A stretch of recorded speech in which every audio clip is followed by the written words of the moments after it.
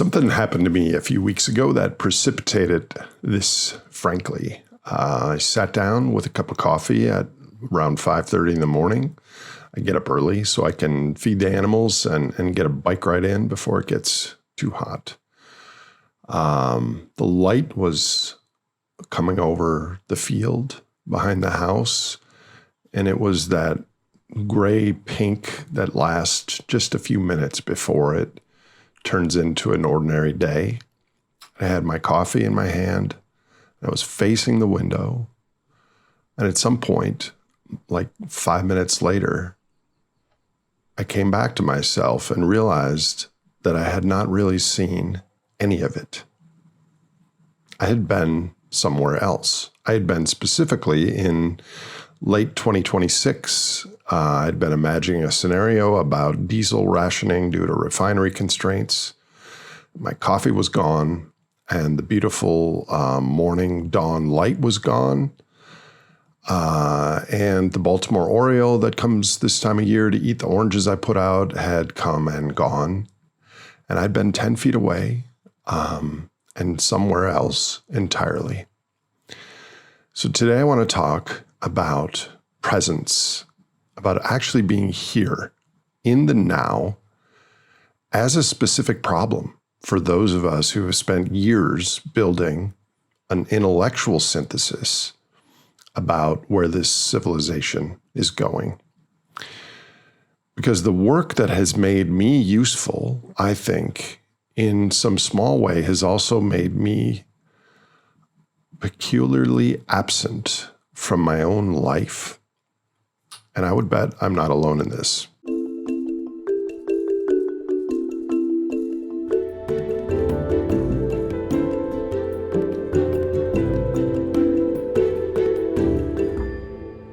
I have lived this kind of absence for a long time. You could say I have had a front row seat to this particular cost. And the work that I do has depended on it. It's probably cost me more than I've recognized until recently, and I'll come back to that later. When you spend 20 years modeling futures, your mind develops habits and it drifts forward in time. And my brain runs scenarios when it has nothing else to do. It runs scenarios when it does have something else to do. It runs them while you're eating, while you're on a hike, while you're watching the dawn light come up. And the habit is probably what has allowed this work, but it has a cost. The only place life ever actually occurs, which is here, now, this breath, this meal, becomes a place you visit only briefly between these simulations. And the neuroscience here, which I've dove into recently, matters. And I'm going to start with that because deep within the brains of Homo sapiens lies both the generator and the viable responses to the more than human predicament. There's a study I recently learned about. 2 psychologists at Harvard sampled the moment-to-moment experience of thousands of adults, like 250,000 moments via a phone app. And they pinged them at random throughout the day and asked, what are you doing? What are you thinking about? And how do you feel? And what they found was remarkable. People's minds were wandering. That is, they were thinking about something other than what they were doing. 47% of waking life, almost half.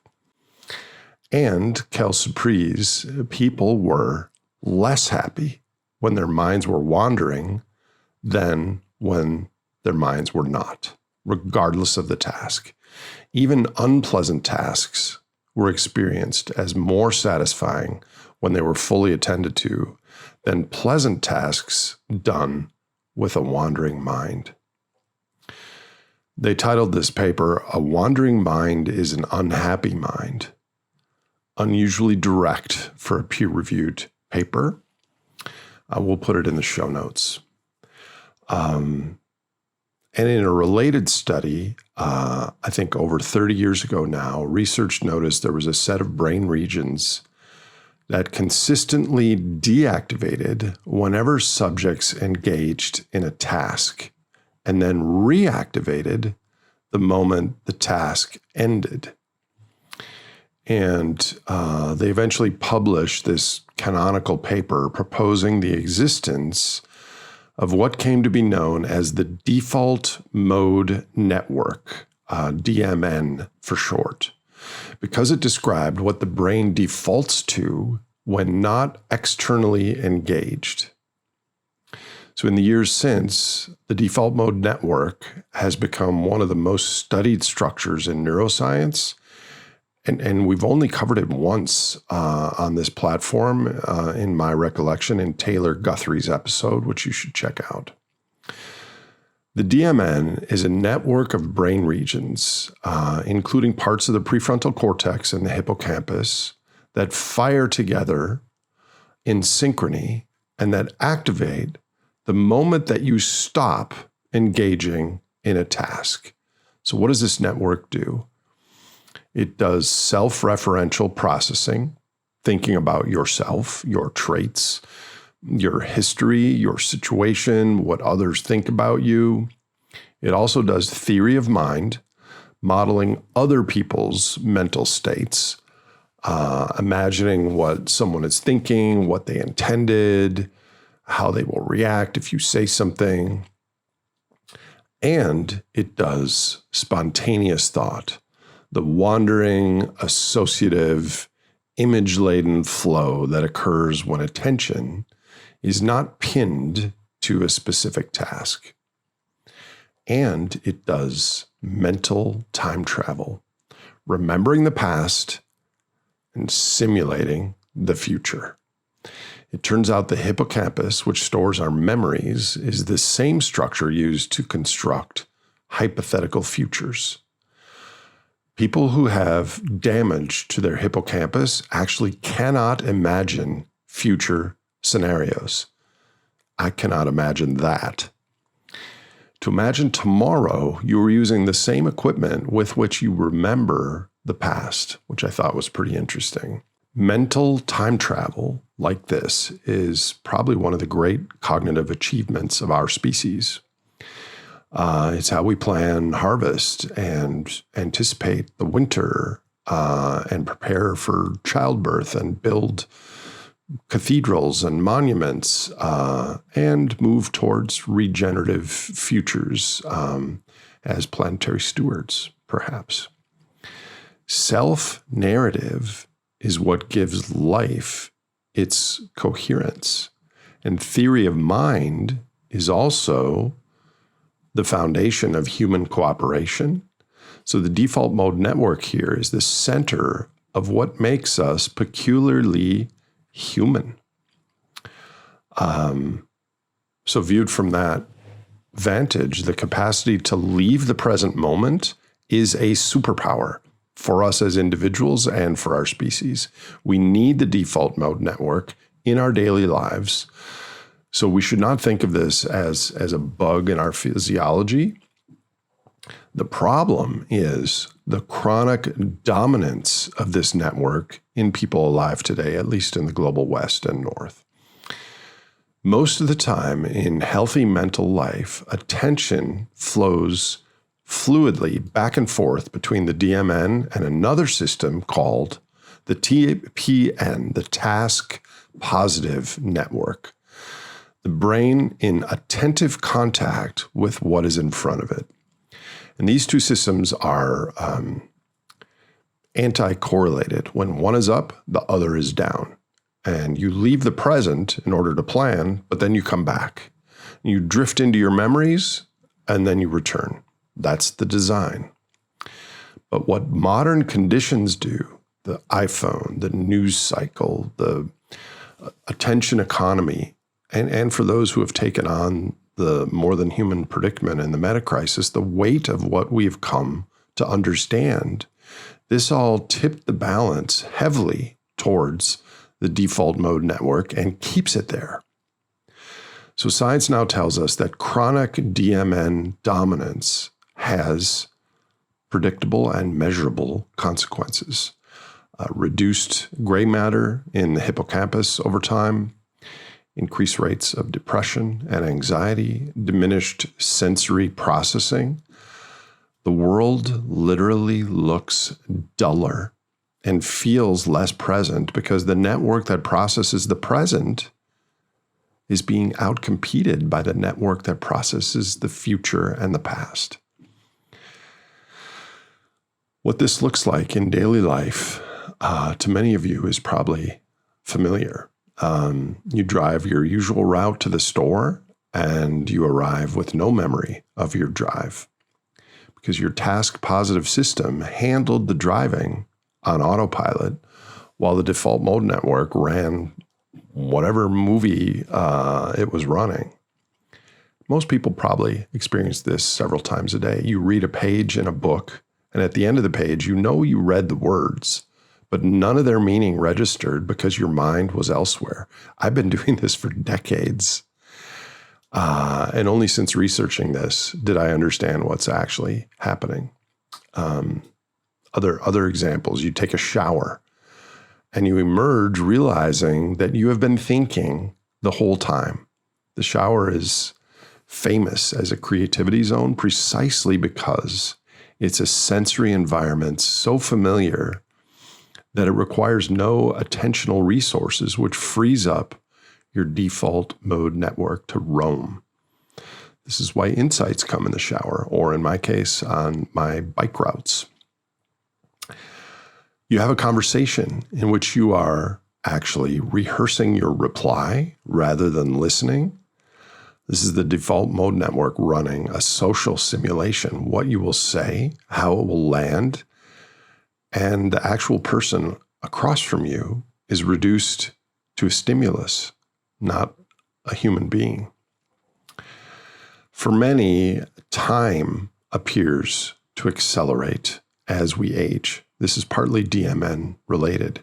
Children spend much more of their day in task-positive, sensory immediate processing. Everything is new. Everything demands their attention. But as we age and our routines automate, a larger percentage of our day, almost by definition, runs on the default mode network, which compresses subjective time because the DMN does not lay down super rich memories the way that novel sensory engagement does. So the years feel short, partly because we're not actually present for most of them. Okay, so how does this apply to our lives and especially apply to viewers of this platform? Well, several specific features of Metacrisis awareness make default mode network capture worse and more powerful than for the average modern human. First, thinking about the future through this lens has an emotional component. Our thoughts are often loaded with grief and fear and anger and sometimes moral outrage. And the DMN preferentially processes what matters most. The very importance of what we understand is what makes it so colonizing of our mental lives.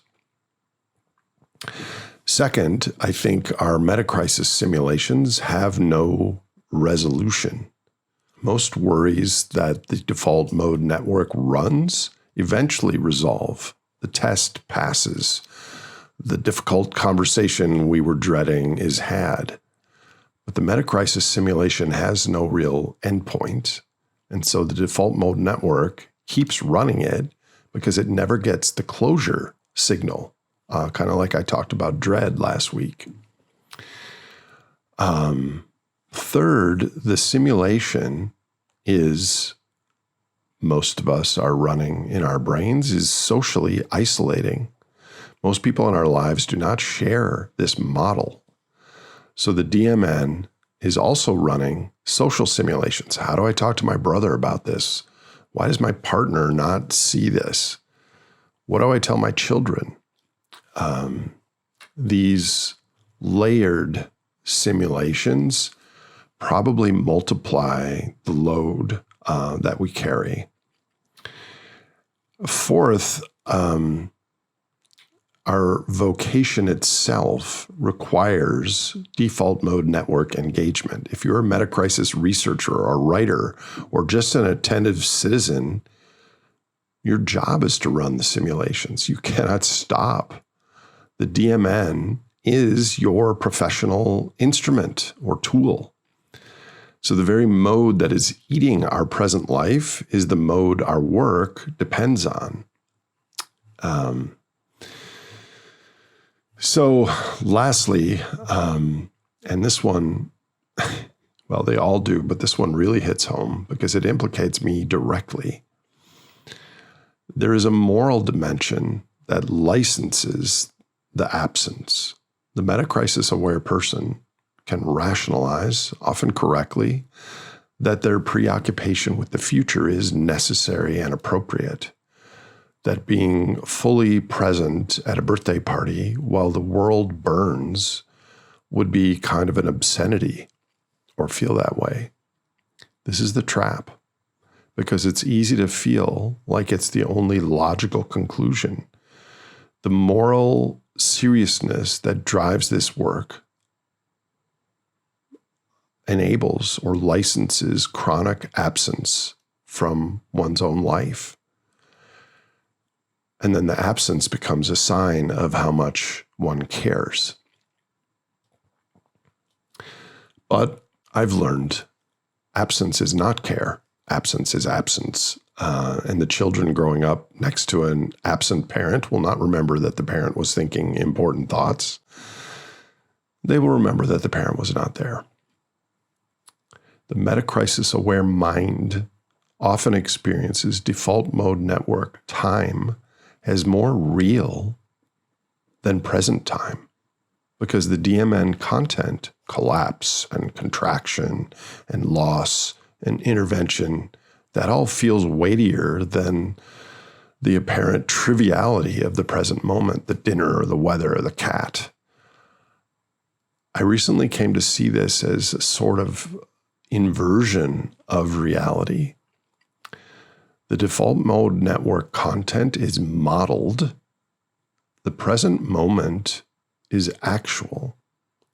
However, our felt sense of importance reverses this. The model feels solid, and the present feels watered down and uninteresting to us. I'm assuming that many of you are tracking this and feel like I'm describing. And I think this inversion is one of the central pathologies of how this work has trained our minds.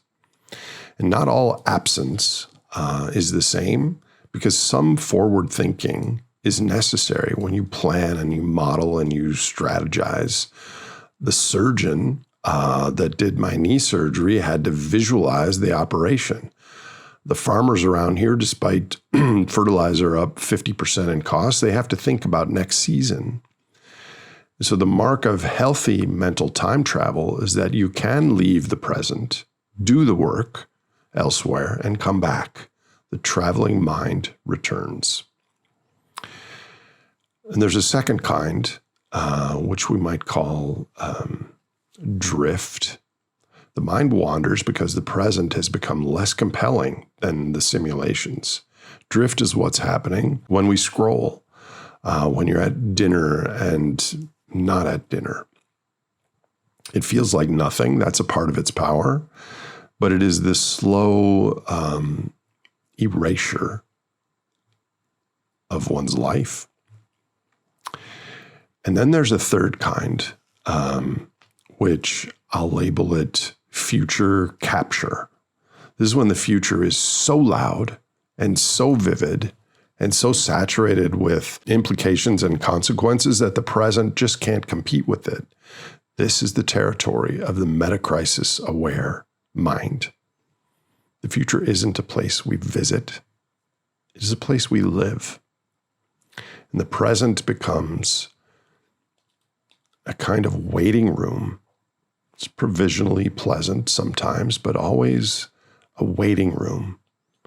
And the laughter of children and the taste of food and the light on the horizon in the field, all of it has the quality of somehow being a prologue to something else, of becoming somehow not the thing itself. And this future capture is what full default mode network dominance feels like from the inside, when the content is civilizational. It's the same phenomenon I called full dread in last week's Frankly, but viewed from a slightly different angle. Dread is what it feels like. Future capture is what it does to our attention. And I think both are the mind unable to leave a future it cannot stop modeling. I have lived in future capture for years, dare I say decades. And much of the work I've done has depended on it, and it has cost me more than I've wanted to admit. But now I am aware of it. So what do we do with all this? I've come up with 5 pathways with the help of some research and my coaches. They're at least directions, and knowing that none of them is sufficient and all of them together are just a beginning. The first is the senses. The mind cannot be in the future and in the body at the same time. Not really. So when you find yourself gone, the most reliable way home is through the senses. What do I hear right now? What do I see? What is the texture of this coffee cup against my hand? This is what every contemplative tradition has known for thousands of years and what neuroscience is now confirming. Somatic attention quiets the default mode network. The Zen teacher Thich Nhat Hanh built an entire body of work around this. Drink the tea, wash the dish, walk the path. Each of these is an entire practice, if done with the senses awake and aware. The second is the pause, a speed bump before the reach. And there's a moment, almost subliminal, between the impulse to grab the phone and the actual grabbing of the phone. It's the same moment before the news app, before the email, before the next thing. And in that moment, if you can find it, and if you're like me, at first you will not find it, and that's okay, there is a small window of choice. And most of the practice of presence in our supernormal, unbelievable modern era comes down to learning how to recognize that tiny window. Doesn't mean don't reach, just acknowledge when you reach that you are reaching and what that reaching takes you away from, which is almost always this, right here, the thing you actually have, but didn't realize you had or appreciated it. The third suggestion is single tasking.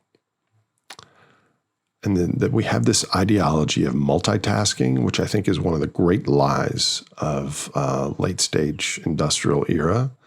The brain actually does not do 2 attentional tasks at once. It switches between them badly at a large cognitive cost. To eat while reading, while half listening to a podcast, while glancing at the phone, in reality is to do 4 things poorly and to be fully present for none of them. Choose one. Whatever you're doing, try to do it as the only thing. I know this is very good advice, But this entire episode might also be a self-help guide from Nate to Nate, because it's less easy for me to actually do these things, but I am trying. The fourth is beauty. And Ian McGilchrist highlighted this in a recent podcast, that the human nervous system is built to be arrested by beauty. The oriole eating the orange you put out for it, the way the wind moves a particular tree branch, the face of someone you love when they don't know you're looking, Frank looking at me like I'm his entire universe. When you let yourself be stopped, when you stop, when the world offers you something like those things, that actually is the practice of presence. Beauty, defined by you, is the present moment announcing itself. And the metacrisis-aware mind has often trained itself to push beyond these announcements because there is so much heavier, real work to do. I now think this is a mistake. The announcements are the work, or at least an essential part of it, to get us into the psychological, physical space to do the work. The fifth path or suggestion is the hardest. And I don't know whether to call it the gift of finitude or prescience or perhaps even awe. The reason that presence is so difficult and so important for many people, but especially those of us who have learned what we're learning on this platform, is that we've been given a strange and terrible gift. We've been given a sharper than usual awareness of the contingency and connectedness of everything. The species on Earth that go extinct, the forests that burn, the institutions that will likely fail, the carbon pulse that is depleting. We carry these things as a daily companion, the knowledge that what is here today will not always be here. And that the ordinary world is not ordinary. And that this particular Baltimore Oriole and this particular cup of coffee and the morning light on that morning a couple weeks ago that I missed, these have never happened before, and they will not happen again. And all these things are not guaranteed to anyone. And such awareness held wrongly is the driving engine of our dread. I talked about that last time. But if we held these things differently, and I can envision this, but not quite actualize it fully myself, it's the engine of presence. Because if everything is contingent, and if the present is the only place where contingent things can be experienced and received, then attention to the present moment becomes the most appropriate possible response to the situation we find ourselves in. There's a phrase from the Christian contemplative tradition, the sacrament of the present moment, from some priest, I forget the name of, who used it in the 18th century. The idea is that whatever is occurring right now is the form in which life is being given to you. And to be elsewhere is some sort of a refusal of this gift. And across traditions, across centuries, there are similar conclusions to this. The present is the whole of life presenting itself to you in installments. And if the work I do on the Great Simplification has any meaning at all, I think it must come down to this. The future is what we are trying to protect, but the present is the only place we can protect it from. And to say the world is precious and finite and rapidly changing, and then to spend our days imagining 2035 or 2050 is to abandon the one position from which anything can actually be done.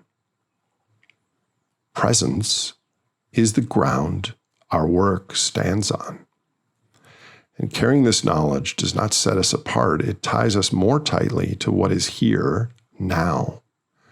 And anything less is a way of conceding what we claim to be defending. Like last week, I will close with something intended to be practical because these abstractions are not that helpful. And again, I'm giving this advice kind of to myself as well. So when you have noticed that you've left the present, try this. First, don't scold yourself. The default mode network is going to activate 10,000 times a day, no matter what time, what you do. Scolding is just another form of leaving. Notice instead that you actually have come back. It's the coming back to this moment. That's the practice. And you will come back 1,000 times. This actually I have been increasingly able to do. Second, choose one daily encounter that you commit to being fully present for. That first cup of coffee, the hike around the field with the dogs, lunch with your girlfriend. One thing every day that you do as if it were the only thing. This is small, but it does serve as a foundation.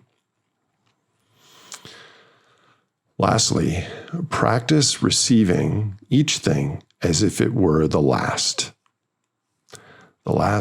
cool morning, the last conversation with the person sitting across from you.